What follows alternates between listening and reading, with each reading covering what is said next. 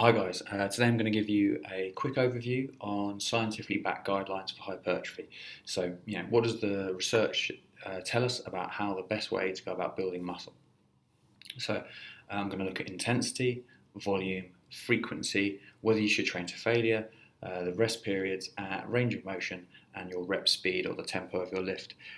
Get all that covered in under 2 minutes so you know what you should be doing in the gym to get as big as possible. So, firstly, intensity. You should be lifting loads of 60 to 65% of your 1 rep max or more. So, weights heavier than that. So, weights, 15 reps or fewer that you can complete to failure is a good place to be. In terms of volume, there's a multiple sets are better than single sets, and there's a dose-response relationship between volume and hypertrophy, in as much as the more training volume you do, the better your results until you exceed your capacity to recover, and then it'll drop back off. So more equals better up to a point. Frequency, so how often should you train a muscle group?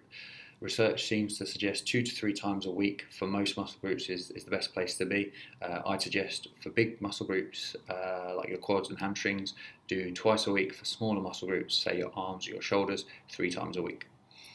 Training to failure, it's not required, but sometimes it can add a benefit and help you to get even better hypertrophy. So use it occasionally and sparingly, because although it can sometimes push you past a plateau, it also creates a lot of fatigue, and so needs to be used cautiously. Rest periods. A long time people thought they needed to keep their rest periods really short so they could get a good burn and a pump and get that lactic acid going. Actually, the research indicates that the best thing to do is avoid rest periods that are too short and compromise the overall volume you can do. So what's more important is your overall training volume.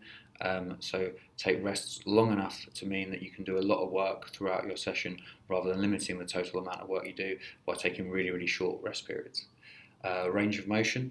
Almost always a full range of motion should be used. Special circumstances do exist where you might want to work a partial range, but your default setting should be do a full range of motion on all the lifts.